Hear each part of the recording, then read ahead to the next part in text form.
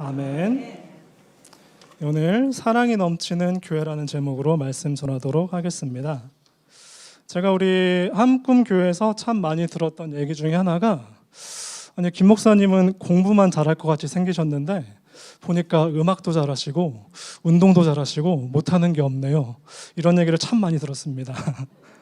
자, 그 악기 연주하는 모습이 여러분들이 여러 번 보셨으니까 그런가 보다 하는데, 자, 그동안 우리 청년부 친구들하고도 같이 운동할 일이 여러 번 있었어요. 그래서 농구도 같이 하고 탁구도 치고 이럴 때마다 이 친구들이 깜짝 놀라갖고 목사님 보여지는 이미지랑은 다르게 운동도 너무 잘하시네요. 막 날아다니시네요.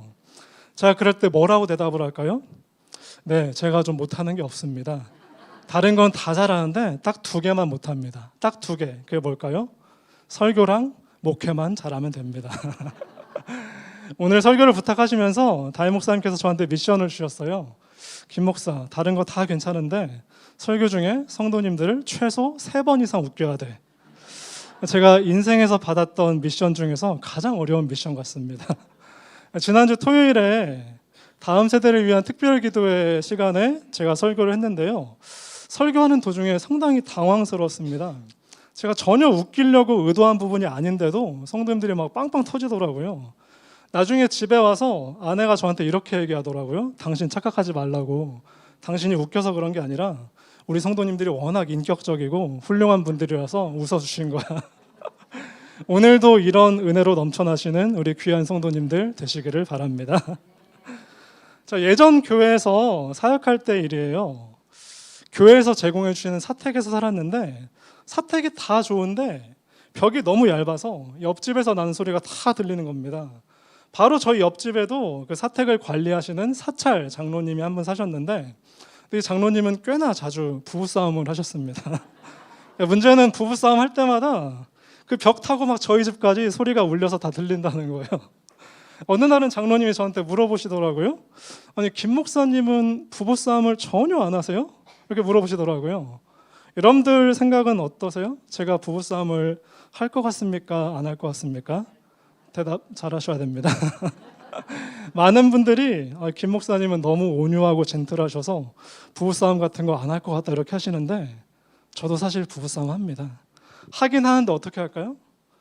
당신 그따위로 할래? 막 이렇게 티나게 막 소리 지르는 게 아니라, 당신 그렇게 할 거야? 당신 그렇게 하면 안 돼? 이러면서 아주 조용조용하게 젠틀하게 한다라는 거죠.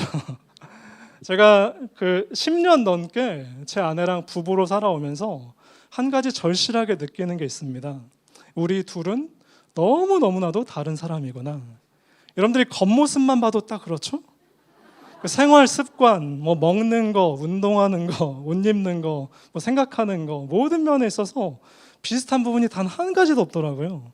10년을 넘게 같이 살면서 제가 확실히 알게 된 것 중에 하나는, 아무리 노력해도 저는 결국 제 아내 한 사람도 제대로 만족시켜주지를 못하는 사람이구나. 이런 슬픈 사실입니다. 제 아들도 그렇습니다. 중학생 아들이 하나 있는데요. 지금 막 사춘기에 접어들었어요. 얼마나 제 속을 뒤집어 놓는지 모릅니다. 처음에는 충고도 많이 했어요. 이 녀석의 행동과 말투와 습관들을 고쳐보려고 잔소리도 엄청 했는데 잘 안 되더라고요. 아무리 잔소리해도 안 되더라고요. 그러다가 나중에는 이것을 깨닫게 됐습니다. 내가 이 사람들을 바꿔보려고 충고를 하는 진짜 이유가 뭔가? 이 사람들을 사랑해서 그러는 건가? 사실은 그게 아니라 내가 불편해서 그랬구나. 겉으로는 이게 내가 다 잔소리하는 게 다 너를 사랑해서 그러는 거라고, 다 너 잘 되라고 그러는 거야, 이렇게 이유를 대지만 사실은 속마음을 들여다보면 내가 불편해서, 이 사람을 바꿔놓음으로 인해서 어떻게든 내가 좀 더 편해지려고 이렇게 잔소리를 하는구나. 바로 이 얘기를 오늘 본문이 하고 계십니다. 고린도전서 13장은 유명한 사랑장이에요. 아까 본문 읽으실 때 여러분들이 많이 아시는 것 같은 그런 느낌이 들었습니다. 워낙 유명해서 노래로도 많이 만들어져 있죠. 그 성경 구절 한번 띄워주세요. 사랑의 그 여러 가지 속성을 얘기를 하는데요. 사랑은 오래 참고, 사랑은 온유하며, 시기하지 아니하며, 이렇게 사랑의 여러 가지 속성을 쭉 얘기를 하죠. 워낙 유명해서 뭐 노래로도 있지 않습니까?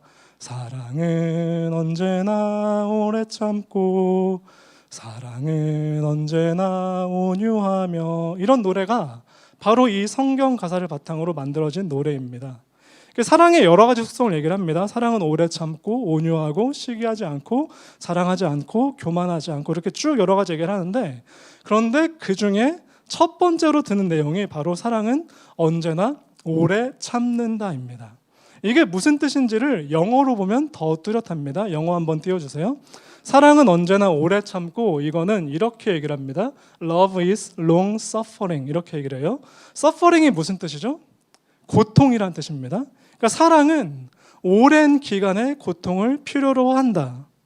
사랑은 여러 가지, 사랑은 오래 참는다, 사랑은 온유하다, 시기하지 않는다, 자랑하지 않는다, 이렇게 10가지가 넘는 사랑의 속성들이 있지만, 그 중에서도 제일 중요한 거는 사랑은 오랜 기간의 고통을 필요로 한다. long suffering이 없으면 사랑은 완성되지 않는다. 이렇게 얘기를 하고 계십니다.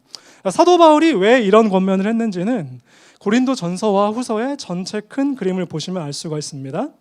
신약 성경에 보면 바울 사도가 쓴 서신서가 꽤 여러 권 있습니다. 서신서라고 좀 어렵게 번역되어 있는데, 쉽게 얘기하자면 교회를 향해서 쓴 편지, 이게 서신서죠. 오늘 본문인 고린도 전후서를 비롯해서 신약 성경에 바울 서신이 꽤 많습니다. 갈라디아서, 에베소서, 골로새서, 데살로니가 전후서, 디모데 전후서, 이렇게 참 여러 가지의 바울 서신서들이 있는데요. 그런데 이 편지 서신서 중에서 제일 긴 서신서가 뭔지 아세요? 바로 오늘 본문인 고린도 전서, 고린도 후서입니다. 다른 서신들은 길어봤자 4장, 5장, 6장 이런데요. 이게 길지가 않는데, 그런데 고린도서만큼은 압도적인 분량을 자랑합니다. 고린도 전서는 16장으로 되어 있고요. 고린도 후서는 13장으로 되어 있어요. 그러니까 둘을 합쳐서 거의 30장에 가까울 정도로 편지가 깁니다. 편지가 길다라는 건 뭘 의미할까요?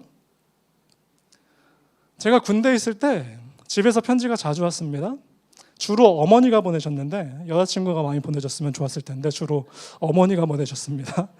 제대할 때까지 어머니한테 편지 몇십 통을 받다 보니까 이제는 제가 그 군대에서 편지 딱 받을 때만 봐도, 편지 두께만 딱 봐도 지금 우리 집안 형편이 어떻구나라고 딱 짐작이 된다라는 거죠.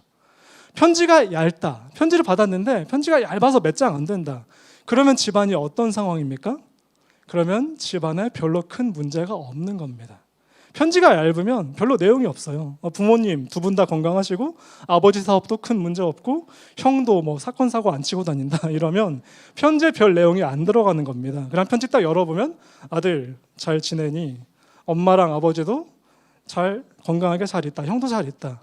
너도 집안에 큰 문제 없으니까 너도 다른 걱정하지 말고 군생활 열심히 잘해라. 끝. 이렇게 쓸 내용이 별로 없으니까 몇 줄 넘어가지도 않고 딱 한 장으로 편지가 깔끔하게 끝나는 겁니다. 그런데 집에서 온 편지가 두껍다. 그러면 받아드는 순간 벌써 긴장이 팍 되는 거죠.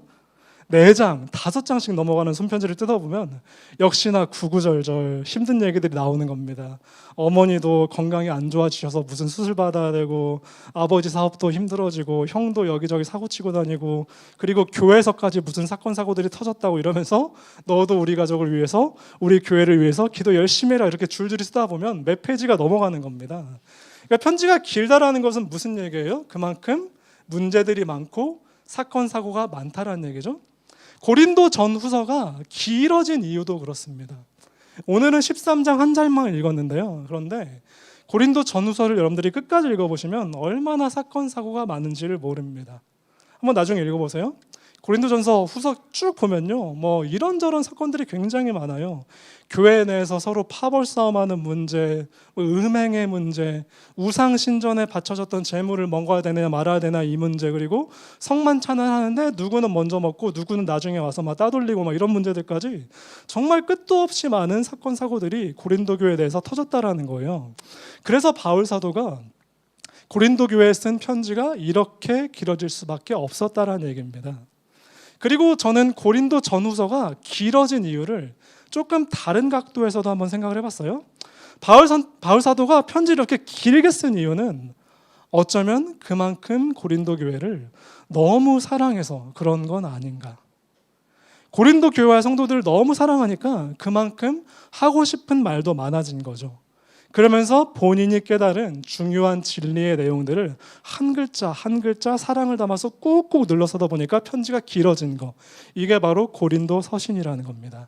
그 중에서도 바로 핵심이 오늘 읽었던 13장 사랑장이라는 얘기예요. 자, 오늘 본문에서 사도 바울이 이렇게 권면하십니다. 13장 1절 띄워주세요. 자, 같이 한번 읽겠습니다. 시작. 내가 사람의 방언과 천사의 말을 할지라도 사랑이 없으면 소리나는 구리와 울리는 꽹과리가 되고. 자, 뭐라고 하십니까? 사람의 방언과 천사 같은 말을 할지라도 사랑이 없으면 아무것도 아니다. 사람이 아무리 똑똑해서 천사의 말을 하고 온갖 방언을 하더라도 그 안에 사랑의 마음이 없으면 말짱 헛것일 뿐이다. 아무리 청산유수로 성경 지식을 외워대도 사랑이 없으면 울리는 꽹과리처럼 듣기 싫은 잔소리만 되고 그저 소음공해만 될 뿐이라고 하십니다. 대단한 능력이 있어서 예언을 하고 구제연금을 많이 할지라도 사랑의 마음으로 하지 않으면 아무 소용이 없다는 말씀을 하고 있습니다. 제가 여태까지 10년 넘게 부교육자 생활하면서 여러 교회들을 겪어봤습니다. 근데 제가 교회들을 다니면서 느낀 게 교회들에서 성도님들이 품고 있는 비슷한 불만이 한 가지 있는 것 같습니다. 무슨 불만일까요? 우리 교회는 사랑이 없어. 꽤 여러 번 들어본 것 같아요. 우리 교회는 사랑이 없어. 물론 다 그런 건 아니지만 교회를 오래 다니신 분들 중에 이런 특징이 있는 것 같습니다. 똑똑한 분들은 참 많은데 따뜻한 분들이 적지 않나. 신앙생활을 몇십 년씩 하면서 설교도 참 많이 들으시고 성경 공부도 워낙 열심히 해서 성경 지식만큼은, 머리에 든 지식만큼은 목회자 못지않게 훌륭한데, 그런데 표정에서, 행동에서 사랑이 잘 느껴지지 않는 성도님들을 가끔씩 보게 된다라는 거죠. 보면 참 안타까워요. 논리도 뛰어나고 지식은 흘러넘치는데, 그런데 그 속에 사랑이 없어서 나도 살려내지 못하고 다른 사람들도 살려내지 못하는 안타까운 분들이 간혹 계시더라고요. 저와 여러분들도 살면서 많이 겪어본 일들 아닙니까? 남한테 충고한다고 아무리 거창한 진리를 외쳐도 그 안에 사랑이 담겨져 있지 않으면 사람은 절대 바뀌지 않는다라는 겁니다. 제가 신학생 전도사 시절에 중고등부를 맡았었는데요. 그때 제가 소문난 문제아를 맡았던 경험이 있습니다. 교회 안수 집사님 아들인데도요, 어찌나 여기저기 대형 사고를 치고 다니는지 동네에서 모르는 사람이 없을 정도로 소문난 그런 친구였습니다. 오토바이 타고 우르르 몰려다니면서 술, 담배는 기본에다가 가출도 자주 하고요, 남의 물건에 손대는 버릇도 있어서 절도 사건으로 경찰서도 막 들락날락하고요, 심지어 학교 폭력 사태까지 얽혀갖고 정학 처분도 몇 번씩이나 받았어요. 그래서 이 학교 저 학교 옮겨다니고 그때까지도 퇴학 안 받을 게 다행일 정도로, 그 정도로 문제가 있는 친구였습니다. 얘 아빠 집사님이 얘를 어떻게든 바꿔보려고 온갖 노력을 다 하셨습니다. 학교 상담실 선생님과도 상담실로 들어가고요, 그것만으로 되지 않으니까 구청에서 붙여주는 상담사에다가 시청에서 붙여주는 청소년 상담 지도사에다가 할 수 있는 모든 걸 다 했는데도 이 친구가 전혀 바뀌질 않더라고요. 이 아버지 집사님이 마지막 지푸라기라도 잡아보겠다는 심정으로 저를 찾아왔습니다. 제 손을 꼭 잡으면서 전사님이 중고등부 3년 가까이 맡으면서 아이들 많이 변화되었다는 얘기를 들었습니다. 죽은 사람 살리는 셈 치고 한 번만 부탁드립니다. 이러면서 얘가 교회를 한번 나오기로 했다, 이렇게 얘기를 하더라고요. 사정을 들어보니까 이 친구가 딱 한 달만 교회를 나와주겠다. 정확히 4주 동안 교회를 나가주겠다. 그냥 공짜로 나오는 것도 아닙니다. 아빠랑 용돈 가지고 딜을 했더라고요. 주일날 청소년부 예배 한 번씩 나올 때마다 용돈 5만 원씩 받는 걸로 해서 한 달 4주를 채우면 총 20만 원을 받아가기로 그렇게 약속을 하고 한 달 동안을 교회를 나왔습니다. 그러면서 저한테 신신당부를 하는 거예요. 전도사님, 정말 마지막으로 부탁드립니다.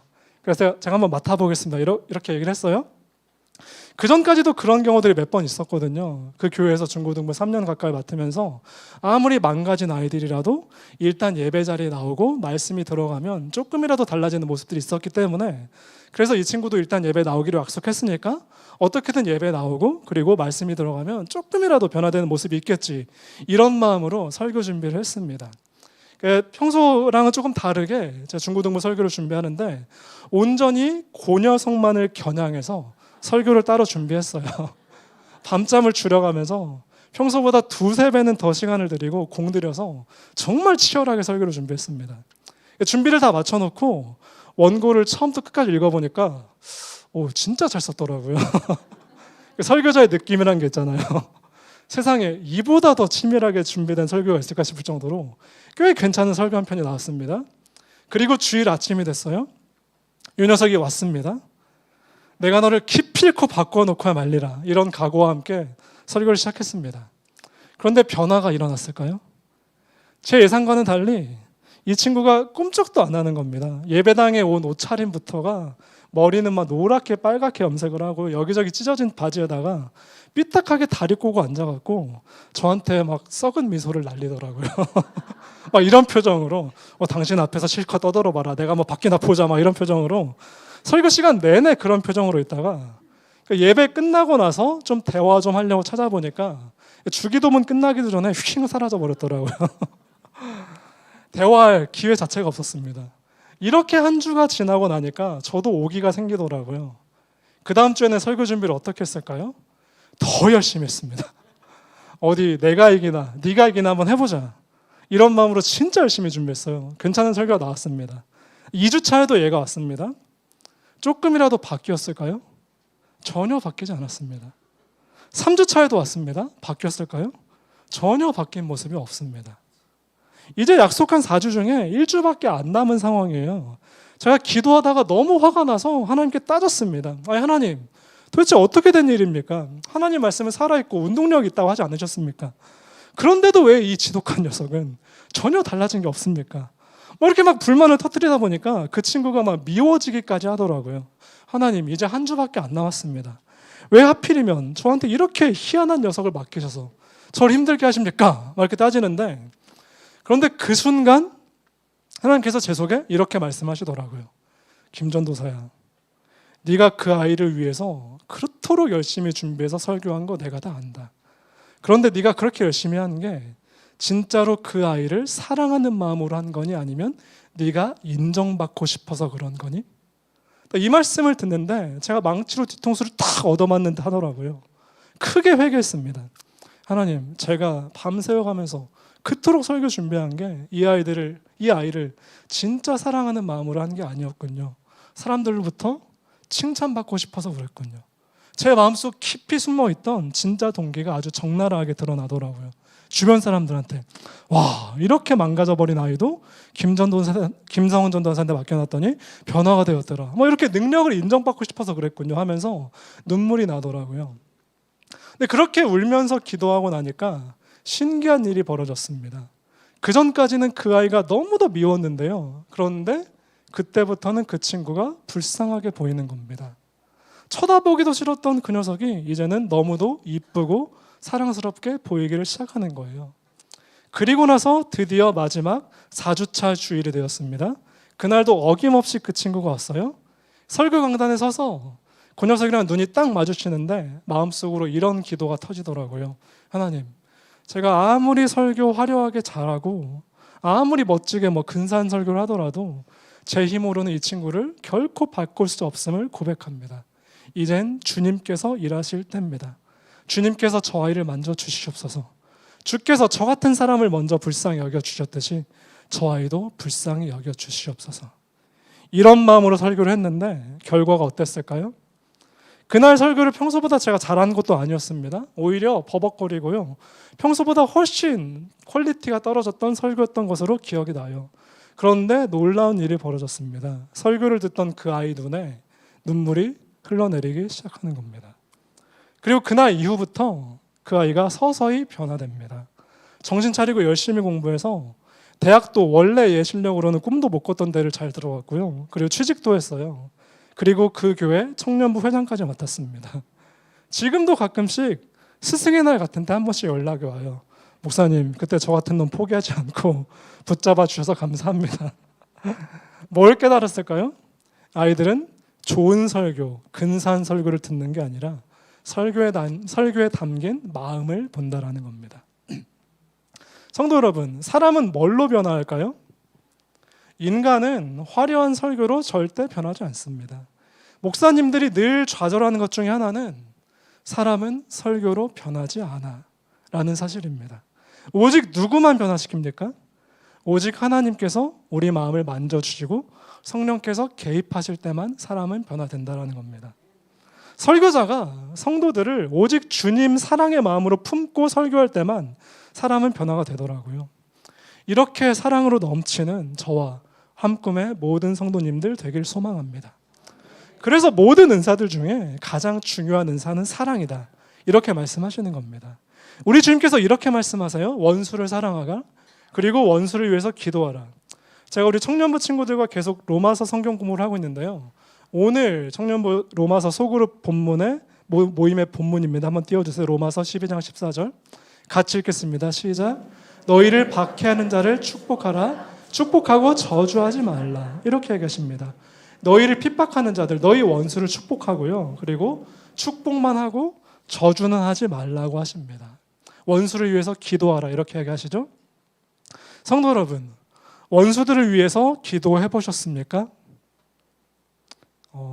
원수들을 위해서 기도한 적이 없으신가? 아니면 원수 자체가 아예 없는 건가요?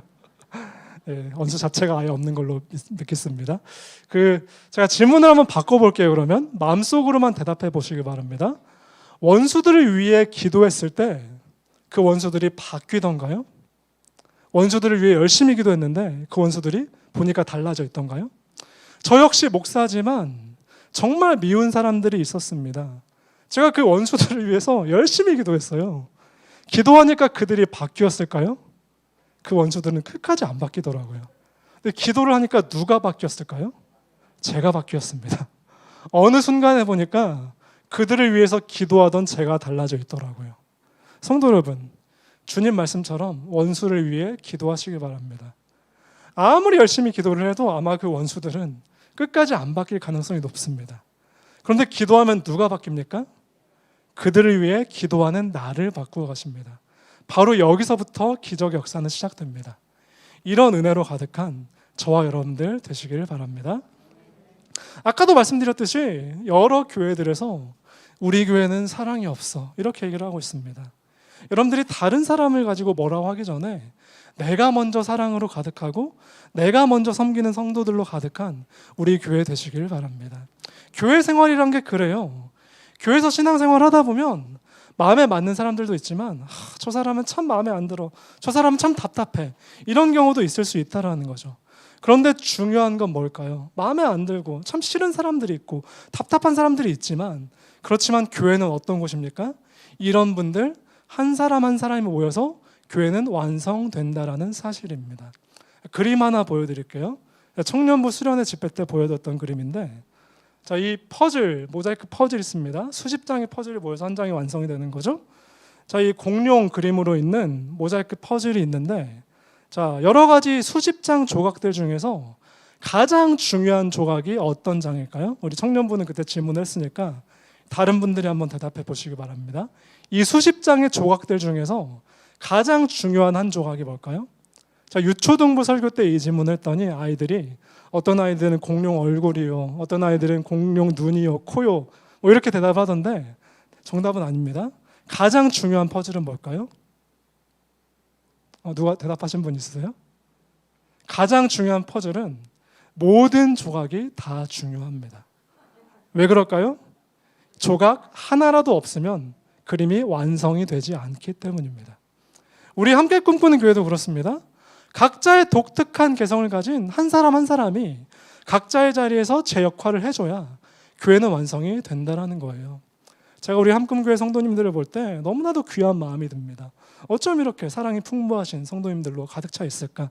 지금도 너무나도 서로를 사랑하고 아껴주시는 귀한 성도님들을 알지만 우리 주님께서 부탁하신 이 사랑의 정신을 끝까지 실천해서 아름다운 교회 이루어 가시는 저와 여러분들 되기를 부탁드립니다. 말씀을 마무리할게요. 청년 시절에 언젠가 꽃시장에 꽃 사러 간 일이 있었습니다. 여기저기 둘러보는데 제 눈에 되게 이쁘고 고급스럽게 생긴 난초 화분이 하나 있더라고요. 되게 이쁘게 생겼어요. 제가 사장님한테 물어봤어요. 사장님, 이거 얼마예요? 제 생각에 그 화분이 한 3만 원? 비싸봤자 5만 원 할 줄 알았습니다. 근데 꽃집 사장님이 저를 흘끔 보시더니, 젊은 분이 그거 진짜 사시려고요? 그거 화분 하나에 300만 원짜리입니다. 이러는 거예요. 사장님, 이 조그만 게 왜 이렇게 비쌉니까? 그러니까 사장님이 난초는 키우는 게 그렇게 어렵다고 합니다. 그래서 난초는 비쌀 수밖에 없다. 다시 물어봤죠. 사장님, 그렇다면 난초를 잘 키우는 비결은 뭡니까? 그러니까 사장님이 꼭 목사님 같은 소리를 하시더라고요. 난초는 사랑하면 큽니다. 난초를 잘 다루는 비결이 바로 사랑하는 거랍니다. 물론 지식도 중요하죠. 난초 키우신 분들 계시죠?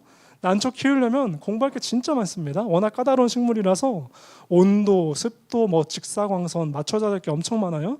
신경 쓸 게 너무나도 많습니다. 기본적으로 지식이 어느 정도 있어야 된다는 거죠. 그런데 지식보다 더 중요한 게 뭐라고요? 난초는 사랑으로 키워야 된다는 겁니다. 사랑하지 않으면 바로 죽는다고 합니다. 사랑하는 성도 여러분, 우리 함꿈교회도 사랑이 넘치는 교회 되시길 바랍니다. 물론 이 마지막 혼돈의 시대에 진리를 끝까지 지키는 거 너무 중요합니다. 우리를 현혹하는 헛된 가르침들 너무나도 많고요. 이단과 사이비들도 우리 주변에 너무나도 많습니다. 이 혼란의 시대에 목숨 걸고 진리를 끝까지 지키는 우리 함꿈교회 되면 좋겠습니다. 근데 그보다 더 중요한 건 뭐라고요? 모든 일을 할 때 사랑의 마음으로 해야 된다는 겁니다. 서양 사람들이 우리를 볼 때 너희들 함꿈교회는 정말 사랑이 가득 넘치는 교회구나, 정말 예수 닮은 사람들로만 가득 찬 교회구나, 이런 고백을 받는 귀한 저와 여러분들의 인생 되시기를 바랍니다. 우리 함께 같이 찬송하겠습니다.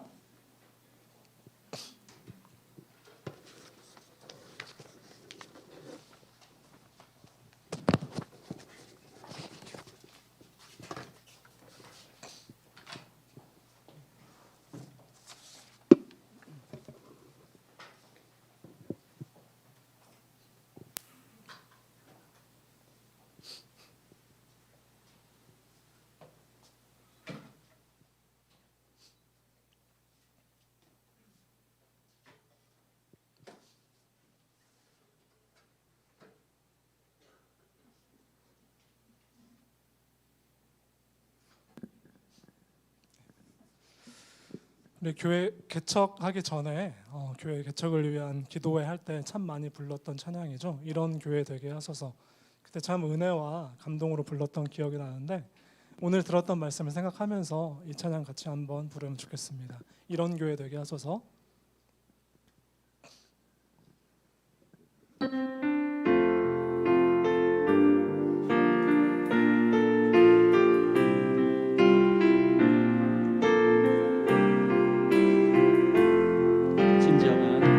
진정한 예배가 숨쉬는 교회, 주님이 주인 되시는 교회, 믿음의 기도가 쌓이는 교회, 최고의 찬양을 드리는 교회, 말씀이 움직이는 교회, 성도의 사랑이 넘치는 교회, 섬김과 헌신이 기쁨이 되어 열매 맺는 아름다운 교회.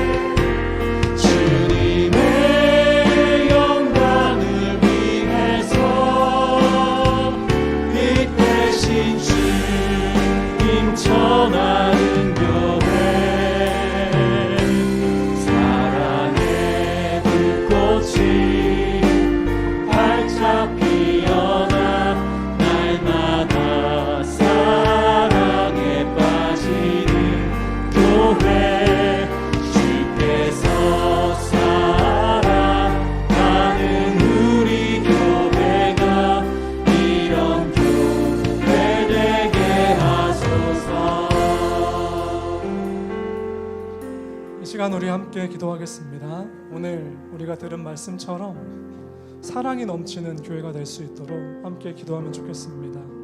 세상을 향해서 우리 기독교인들이 빛과 소금으로 나아가야 될 텐데 오히려 그러질 못하고 세상 사람들이 우리를 향해서 사랑이 없다고, 너희는 겉과 속이 다른 자들이라고 손가락질을 하는 안타까운 시대가 되었습니다. 우리가 이 마지막 시대에 예수 그리스도의 복음을 들고 세상에 나아가서 세상을 진정으로 변화시키는 자들 될 수 있도록, 그리고 무엇보다 말로만 거창하고 지식만 가득한 그런 자들이 아니라 정말 예수 그리스도의 사랑을 온 몸으로 온 마음으로 실천하는 그런 귀한 자들, 귀한 교회 될 수 있도록 이것을 위해서 함께 기도하시겠습니다. 사랑과 은혜가 풍성하신 하나님 아버지, 오늘 고린도전서 13장 말씀을 통해서 우리에게 귀한 깨달음을 주시니 감사를 드립니다.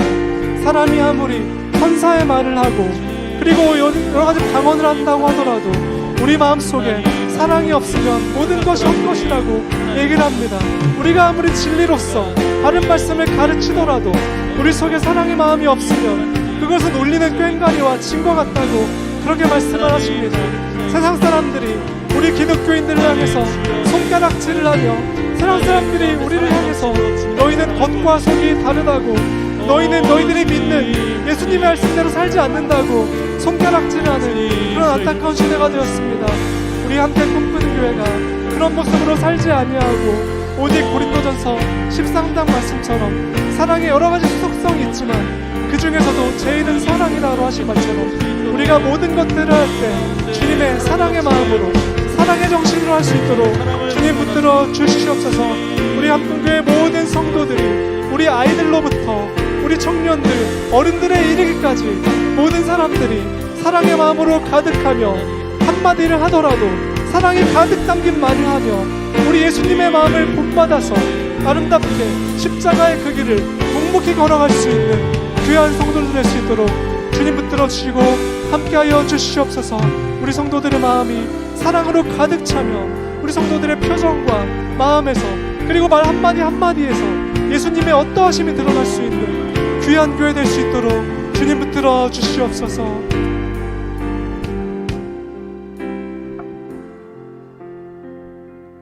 우리 두 번째로 함께 기도하겠습니다. 우리 다음 세대를 위해서 기도해 주시기 바랍니다. 지난주에 유초등부 특송을 했고요. 그리고 오늘은 중고등부 아이들이 특송을 했습니다. 얼마나 예쁜 아이들입니까? 우리 아이들을 위해서 혹시 기억나는 이름이 있다면 아이들 이름을 부르면서 아이들 얼굴을 떠올리면서 기도해 주시기 바라고요. 다음 주에 중고등부와 유초등부 수련회 출발하게 됩니다. 다음 주 10시 여러분들 예배드린 바로 이 자리에서 중고등부, 유초등부 아이들이 같이 모여서 수련회 파송 예배로 드릴 거고요. 그 아이들이 수련 장소로 출발할 때 여러분들이 서서 박수 쳐주면서 격려해 주시는 그런 시간이 있을 겁니다. 우리 아이들 수련회를 위해서 기도해 주시고요. 수련회에서 정말로 살아계신 예수 그리스도를 제대로 만나서 인생의 터닝 포인트가 될 수 있는 귀한 수련회 될 수 있도록 이것을 위해서 함께 기도해 주시기 바랍니다. 사랑과 은혜가 풍성하신 하나님 아버지, 우리 아이들을 위해서 기도합니다. 우리 유치부 성경학교를 은혜 중에 마칠 수 있도록 허락해 주신 주님께 감사를 드립니다. 이제 유초등부와 중고등부의 수련회가 남아있습니다. 수련회를 위해서 이 더운 날씨 우리 아이들과 선생님들 모여서 열심히 준비하고 있습니다. 수련회 기간 동안에 아이들이 다치지 않고 코로나에 영향받지 않으면서 살아계신 하나님을 제대로 만나고 때를 위해서 피 흘려 죽어주시는 예수 그리스도를 제대로 만나고 아이들의 인생의 터닝 포인트가 되며 아이들이 예수님을 진짜로 경험하고 아이들의 인생이 뒤집어질 수 있는 귀한 아이들 될 수 있도록 주님 붙들어 주시옵소서. 우리 한풍교회에 아이들을 계속 보내주심을 감사를 드립니다. 이 아이들을 통해서 주님 영광 받아 주시옵시고 무엇보다도 먼저 우리 학부모들이 깨어 기도하며 우리 아이들을 위해서 늘 그런 모든 것들보다 세상의 돈과 권력과 명예와 세상의 모든 소중한 것들보다 오직 예수 그리스도의 이름을 높여드리며 오직 예수님 한 분만을 온전히 높여드릴 수 있는 오직 예수님 한 분으로만 우리 인생의 방패와 산성과 피난처를 삼을 수 있는 그런 존귀한 인생으로 아이들이 자라날 수 있도록 모든 우선순위를 주님께 두고 아이들의 믿음과 신앙으로 교육할 수 있는 우리 부모들이 될 수 있도록 주님 붙들어 주시옵소서. 이 마지막 포스트 모더니즘 시대에 우리 아이들의 진리를 분명히 분별하며 우리 아이들이 예수 그리스도를 온전히 주님으로 모시셔 할 수 있는 귀한 아이들 될 수 있도록 주님 붙들어 주시옵소서. 우리 오늘 눈물로 우리 오늘 눈물 하나의 씨앗을 심는다. 하나의 씨앗을 심는다. 꿈꿀 수 없어 무너진 가슴에 저들의 푸른 꿈 다시 돋아나도록 우리 함께 남은 우리 자녀들의 삶 가운데 소망의 길을 만든다. 내일로 가는 길을 찾지 못했던 저들 노래하며 달려가 그날에 우리 보리라. 그날에 우리 보리라. 새벽 이슬 같은 저들이 일어나 뜨거운 가슴 사랑의 손으로 이 땅 치유하며 행진할 때 오래 황폐하였던 이 땅 어디서나 순결한 꽃들 피어나고 푸른 의의 나무가 가득한 세상 우리 다 같이 일어나서 찬양했습니다. 그날에 우리 보리라. 그날에 우리 보리라. 새벽 이슬 같은 저들이 일어나 뜨거운 가슴 사랑의 손으로 뜨거운 가슴 사랑의 손으로 이 땅 치유하며 행진할 때 오래 황폐하였던 이 땅 어디서나 순결한 꽃들 피어나고 푸른 의의 나무가 가득한 세상 우리 함께 오래 황폐하였던 이 땅 어디서나 오래 황폐하였던 이 땅 어디서나 순결한 꽃들 피어나고 푸른 의의 나무가 가득한 세상 우리 함께 보리라.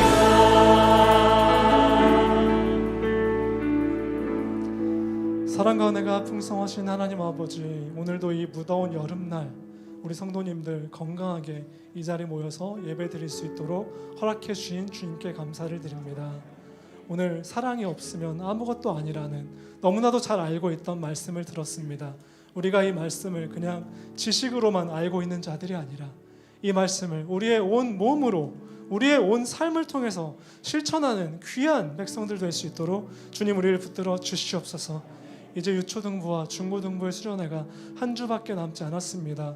코로나 상황이 계속 심각해지고 있고 우리 아이들 이 모든 상황 가운데서 잘 지켜주셔서 이 더운 날씨에 다치지 않고 아름답게 은혜롭게 이 모든 수련회 잘 마칠 수 있도록 이 수련회를 통해서 은혜 받고 살아계신 하나님을 진정으로 만날 수 있는 귀한 인생들 될 수 있도록 주님 붙들어 주시옵소서. 감사드리며 이 모든 말씀 사랑 많으신 예수님 이름으로 기도드립니다. 아멘. 지금은 우리 구주 예수 그리스도의 한량없는 은혜와 아버지 하나님의 풍성하신 사랑하심과 성령 하나님의 교통, 감동, 감화, 인도하시는 은혜가 우리가 이 땅을 살아가면서 사랑하라는 이 말을, 이 귀한 말씀을 우리의 머리로만 알고 있는 것이 아니라 우리의 가슴으로 실천하며 우리의 온 몸으로 실천하길 원하는 여기 모인 모든 우리 성도님들 그 심령 가운데 지금부터 영원토록 함께 하시기를 원하옵나이다. 아멘.